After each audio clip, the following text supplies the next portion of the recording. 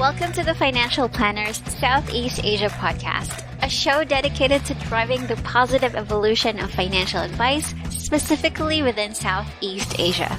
To join a global community of financial advisors sharing and learning with one another to drive the positive evolution of financial advice, head to xyadvisor.com.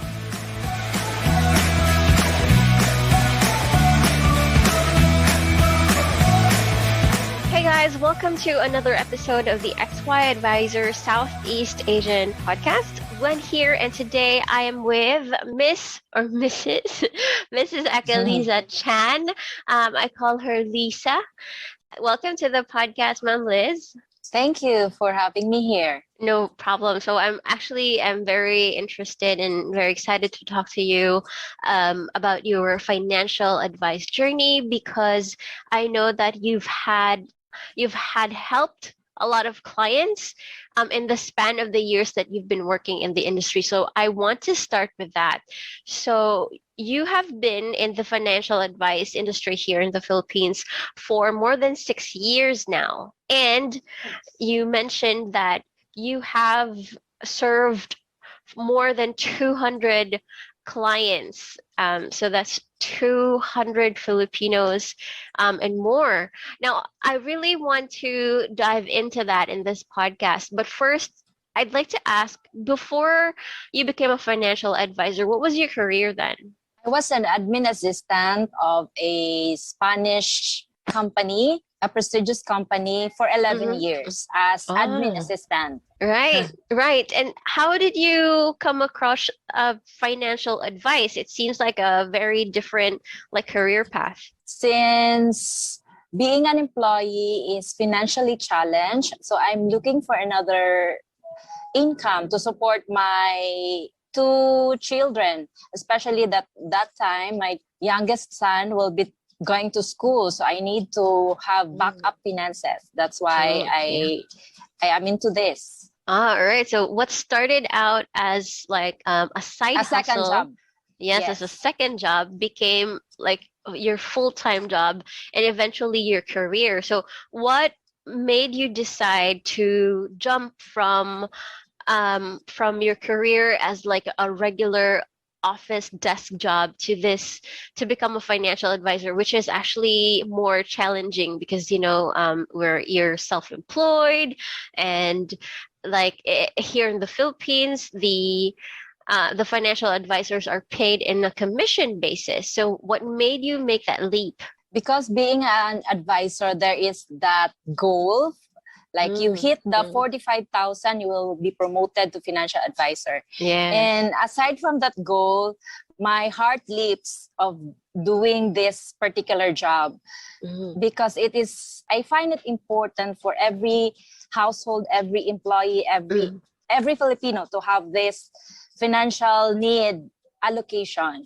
And when I hopped into this industry, yes, my heart is filled with joy, and I feel that I have the freedom to do, because in employment you have to my work is 7 to 5:30, so in Mandaue. I traveled from Minglanilla to Mandaue, so that's how time is. That's another one city apart. Yes, so it's a big leap, a big step for me, and I found the joy having this new self-employment, or this having entered into the insurance industry. Right. And that's really great that you found your passion in the financial advice industry. And that's how you became 200 plus clients long. And that's really amazing. But I actually wanted to know, surely before you got to help 200 plus people or Filipinos, I'm sure you've struggled a lot, especially because I think you didn't really have any sales background, right? My only sales background in college, network company, which did not progress. Then later on, some 6 clients for the real estate. All right. And I've known that it's not how how many people you know, but it's how you provided the services or what did you offer to your clients. So that's why Yeah. I told myself that it's doable. So I need to do something, and that's why I have done this. Right, right. And so you mentioned that you had a bit of experience in real estate. So was that Yes. something that you did before becoming a financial advisor? Yes, like I live in a low cost housing, so I want to share it to my fellow friends Mm, also until such time they also got their own property. And it's not mm. like sustainable because it is expensive. But here in this industry, we can offer an affordable price with big benefits. Yes, that's right. That's right. And it's Mm-mm. all about how you can provide like the best product or the best service to the particular client. Now, how were you able to grow your client base from 6 years ago to now that you have like more than 200 clients? So most because I an 11-year-old employee with the existing company I have. So Mm-hmm. I have that connection. They have my trust Ah, until yes. they also referred. And also, some are from Toastmasters, but more on Mm. the company itself where I am employed for 11 years. Ah, all right. So you started Mm-mm. out with your client base as your previous work. So you started with your coworkers. I see. Yes, All right. because I've known a lot of people there, and that's Mm-hmm. how my customers, my client expanded. All right. That's great. And now, are you Mm-mm. still going through those employees, or are you now tapping cold markets? I'm not into cold employees, but more on persons I've known. Like if I have those Ah. 200 clients, or what if you also have your own policy for your husband, for your Mm. parents, for your children? So that's how I tap those. So it expanded within the Ah, family and I see. with referrals. Ah, all right, that's great. So, Mm. so the first thing that you, or the first person that you target, that is, would be like the employee of your previous employer. And then once they have a policy, or once they become your client, you also ask them to be for you to be referred to their siblings or relatives. Is that right? Yeah, so whole family All right. goals. All right, that's really interesting. Yes, very, very interesting because I know for for some of the advisors that I've already talked to here in the podcast, some of them are already tapping into cold markets, and then Mm-mm. of course there's always the referrals, but they're actually using social media to tap into the cold market. But you've had these 200 plus clients just by reaching out to the relatives of your current clients. That is a very interesting business model. And now, because of that, like, what are your strategies on, like, so since you've had this client who is an employee of your previous employer, like how do you position yourself, or what's your strategy so that you can successfully gain the trust of their relatives or friends, or for the people they know? So it matters on our services. So it boils down with on how we serve them. And Mm, because they are satisfied with my services, mm, they like a simple question with how much is my account value? mm, Can I withdraw? So I like reach out to them. And even on the due payment, even some of my clients, they let me do the payment, so I assisted them because mm. that's they want that I will do that to them. So whatever they wish, I will do that for them. So that's how I am, Ah. like very down to earth with my clients. All right, so that means epic customer service. It all boils Yes. down to epic customer service. That's awesome. So I think that's a really great trend that we're having nowadays to provide really good service to our clients in order for them to give back to us by giving us referrals, by giving us really great reviews. Because I know for a fact that when I was younger, my parents initially had insurance, and they stopped getting it because their financial advisor wasn't really giving them um, the kind of customer service that they really wanted. And so they discontinued their plan. And, lo and behold, 50 years later, they don't have, or they didn't have any insurance policy. So that's something that's really good. I feel like that's going to push the financial advice industry here in the Philippines to become a better one. Now, yes. So I will add, aside yeah. from those, we have a recording. We have a Microsoft Word wherein I record their like health need and their existing provision and their gap and so on with the retirement and college education and investment goals. So why I am recording that? Because in times of they will back out, so I will go back to their goals of why they started a policy.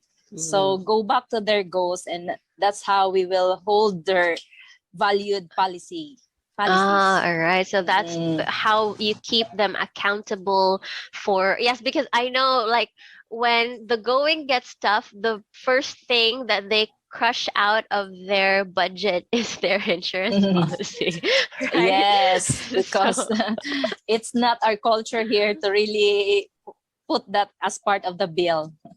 Right. I agree. So because I have noticed that my partner Christian also had that similar problem. Like if one of his clients had money problems around that time, they wouldn't pay their policy, and which was very sad because that for that particular family it's very important because like the breadwinner is high risk, he's working abroad, all that stuff.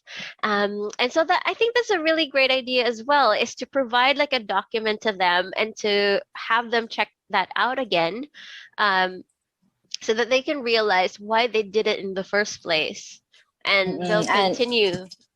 So what's your success rate with that, Mom Liz? Like, does that work every time? It's more on an addition of for building trust, because aside from like the usual advisors, they just give you the policy, the e-policy. Ours, we give them our financial dream map. We call it as financial dream map because the reason why we started with a policy because of the financial needs. So that's the map we follow. And sometimes we are financially challenged, or the budget is not in favor. So I told my clients to, if your premium is 3,000, you can deposit as 500. Next month is 1,000. So as long as there's movement in your policy. So that's how I encourage them that to not lose hope, or do not lose hold of their policy, even if they will just pay as 500, 1,000. If their due is 3,000, until such time it will reach to 3,000, it will be posted. So that's a big help already in their policy. Oh, right. That's also another great idea as well. And so you mentioned that most of the people that you're currently servicing are the people who are like relatives of your friends, or the people that you used to work with. Now, I know that you're a very active person, like you usually go around the city. So my question is, like, did you ever had any struggles when the outbreak, like the pandemic, hit the Philippines and no one was allowed to go out? I'm thankful that AXA has this virtual assist. So I didn't have the difficulty of reaching clients in time of pandemic. But the challenge is on how I managed to still reach out to clients, because you are working at home. it's not an office setting. So like your activities will be a home setting, like looking to the plants, folding clothes instead of reaching out to clients.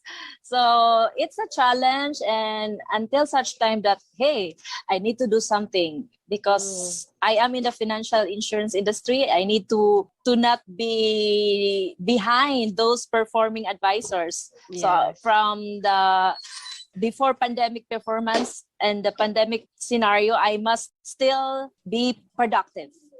All right. I agree. And I agree with you on that when the pandemic started, like it was very hard to separate like housework to like being on work mode, because when you try to go to your desk to work, you see like the house is messy, or like you haven't cooked lunch.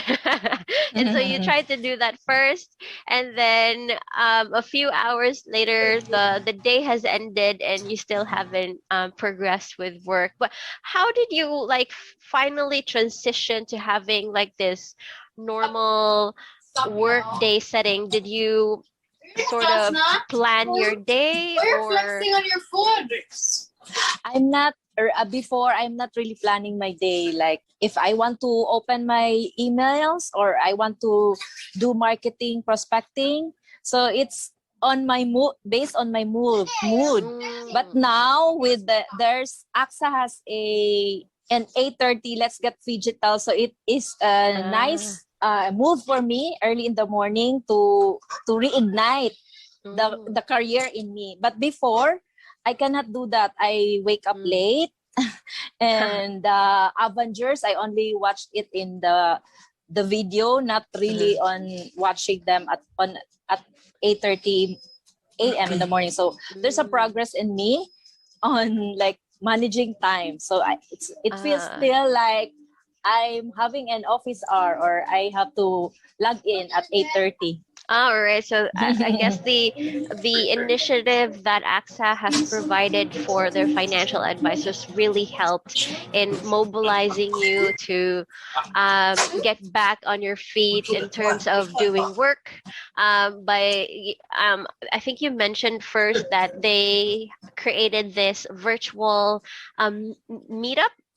Virtual activities or virtual events for the advisors to be on track of their goals and their career. All right, and that really goes to show how it's very effective if a company pivots very quickly in times of like changes, like here in the pandemic, right? And it's very beneficial not only to clients, but you as financial advisors under AXA as well. So that's really nice. Now, so those are your initial struggles, right? Like having to get up in the morning to work, early in the morning to work. But now, like, how is the new normal working for you? Is it better now that you don't need to go out of the house, or would you still prefer like when we get the vaccines and everything is good, would you still go back to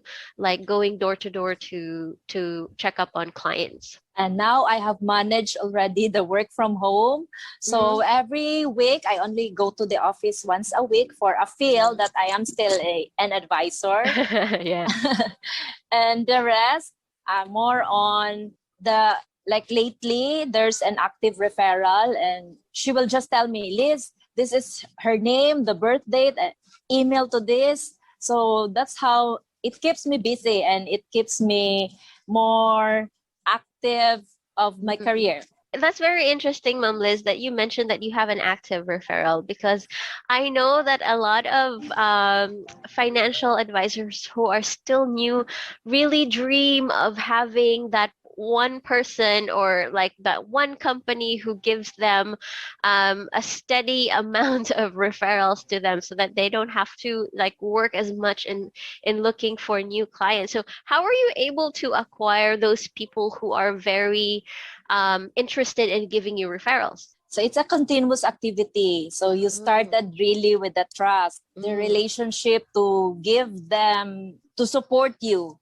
And like last Thursday, I met some of the employees, like 5 of them. Mm-mm. So good thing there's a lead of that company. So Yep. they met there. So when the leader works inside the company, that leader, when a co-employee will be told, oh, you get your policy or prepare Alright. for critical illness, because she's very influential because of what happened. So we will not be awakened if nothing happens because of her sister who just got diagnosed of cancer last year. So that's why she kept on sharing it to her office mates, and that's the thing that keeps me busy lately. Oh, all right. That's very Mm-mm. interesting. So, people are campaigning for you and campaigning Yes, for for the need yes, for the to have need. their own policies too. All right, that's very interesting. Mm-hmm. So and I think that's also more about really going out there and looking for people because, like, s- you will come across a person who believes in the in the power of a good insurance policy, right? And they will campaign for Yes. you eventually, right? But And aside, of so course, you mhm. must be visible in social media. That Yes. that line that I posted in social media last week, like across all ages, 0 to 70, you have your 1K policy per month. So that posting Mm-hmm. alone, they are sold out to that because it's affordable, and Mm-hmm. it entails with it 4-in-1 access solutions already. All right. So I Mm-mm. also noticed that here in the Philippines, or at least maybe in just the circle of people that I know, that they are really looking for the cheapest insurance policy. Now, Yes. do you agree with that? Like, just provide them the cheapest one, or do you really like insist that they get the insurance that is really right for or really covers them fully? Me as advisor who had a policy after college Mm. and was put to waste because it is expensive. I got it, it's Mm. expensive. And when I got married, I did not pay it already. So for me, Mm. it's a lost business. But now Mm. as advisor, I go for, like, I am computing you this need with this financial calculator, but Mm. at the end of the day, it's on you on how much are you happy with to budget. Mm. So based on how much they budget, so the 1K is okay for them, and I will also do that. I will also add that to increase investment, you need to do top up or additional Mm. investment. So until it I will see. reach like 1.5 or 2,000, or in terms of income protection, for your 30,000 monthly expense, you need a 5-year income protection of 1.6 million. So Mm. how important it is for you. So it is based on the conversation still, but Okay. sometimes it will not it will not produce them that bigger premium because based on budget. As long All as right. they have started, then that would be I will be happy, and I will be happy for them. All right, I see. So at the end of the day, it's still like the client's decision if Like preference, yes. yes, the what they prefer, if they prefer the full coverage or if they prefer to go with whatever they can shell out on a Yes, monthly, because quarterly basis. you can still upgrade and Ah, do yes, some yes. minor policy change request or major policy change request. I see. Yes, yes. I guess that Mm-mm. makes sense because you just, as long as you have that foot on the door that they've actually started or planted the seed for their insurance policy, and later on they can just add up to it or get a new one so that they be fully covered. Yes, the purpose of Right. financial review Right, also. right. Mm-mm. That's also. Hey, I'm learning a lot from you, Mom Liz, and I think this is really very helpful to financial advisors, especially those here in the Philippines, and the ones that are starting out. I'm sure they're still trying to figure out like how to go about their business so that they can provide excellent customer service to their clients. But another question that I really wanted to ask you as well, because you have 200 plus clients already. Right now, like, are you constantly hitting your monthly goals? Because I know that in AXA as well as other like insurance companies, they have monthly goals for their financial advisors. Are you hitting that well, or are there months that it's still a struggle? Starting October, I maintain the consistency. So the apat dapat which AXA initiated. So as long as you have apat na dapat, you can have trips, you have the probability of quarterly volume bonus. And so far, I've hit those. Oh, so that's 4 clients in a month. In a month, And, yes. all right. I know for a fact that a lot of financial advisors are not able to hit that. Then what's your secret? Because I go for cheaper amounts. So with the 1,000, you already have 4 clients. So like imagine with 4 clients for only 1,000 premium, you are acknowledged already with AXA. But we don't wait there. We reach to many clients. So if it's not apat dapat, then make it 10, make it 15. Why not?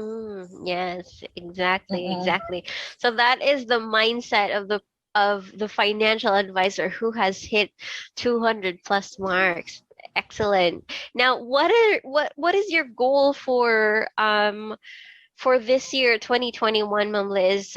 Any particular number of clients that you want to hit, or any milestones in your career? Because we get bored of our current state, we also dream to hop into another level.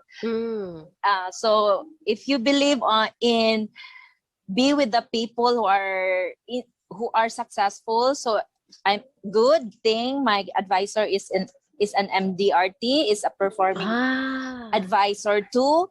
That's why her capabilities was I've also copied. And maybe soon, I hope, for MDRT. I am a slow performing advisor, but still in my heart, I want to reach and feel that to be performing as advisor. Oh, all right. No worries. I'm sure, Ma'am Liz, you'll be able to hit that. You are already consistent with your apat dapat with 4 clients in a month, and I'm sure that that's actually for me a very good achievement in itself, that you're able to help 4 Filipinos start in their, in a better financial state with having an insurance policy. So that will definitely come through. And what is your advice now? So I don't want to keep you too long. Yes. Okay. For those who didn't know, backstory is we had a few technical difficulties, so I don't want to keep Mom Liz for too long. So my final question is, what is your advice for those financial advisors who are just starting out and are unsure if this is the type of industry that they want to build their career on? So you started to help Filipino clients. So when your career is shaky, go back to your goal, why you started. And don't forget that you have existing clients already. They are longing for you to journey with them long term, because insurance is a long-term investment. Unlike the bank, it's short-term. So just if you need assistance, go back to your team, talk to a fellow advisor, attend trainings, because AXA gave a lot of trainings which sometimes we cannot attend because there are a lot. Too many. Yes. Then with virtual assist, you can reach out to clients from Mindanao, Luzon. So the one from Luzon, from Mindanao, reach out to them. Be visible in Facebook. Give them the value of having an insurance policy. Why they need to save, because it's common here. We let our money earn interest. We pay interest through credit. So better, we let our money earn interest. So change that mindset among the working people. All So right, that that's would be really great all. advice. That's really great advice, and I think I like that. Like to change the mindset of instead of paying for your interest when you collect debt, is to change that and make sure that your money is working for you. So thank you so much, Yes. Rambis. I learned a lot from our short conversation, and I hope that our listeners will be able to get a lot of those golden nuggets from our conversation as well. And yes, so that's it. Thank you so much, Rambis, My for pleasure, Gwen, and all the best for us. Oh yes, definitely. For this year, 2021, it's going to be big. It's actually huge so far, and it's still the first quarter. So more to Yes. come. More. All right. Have a good one, Mom Liz. Okay.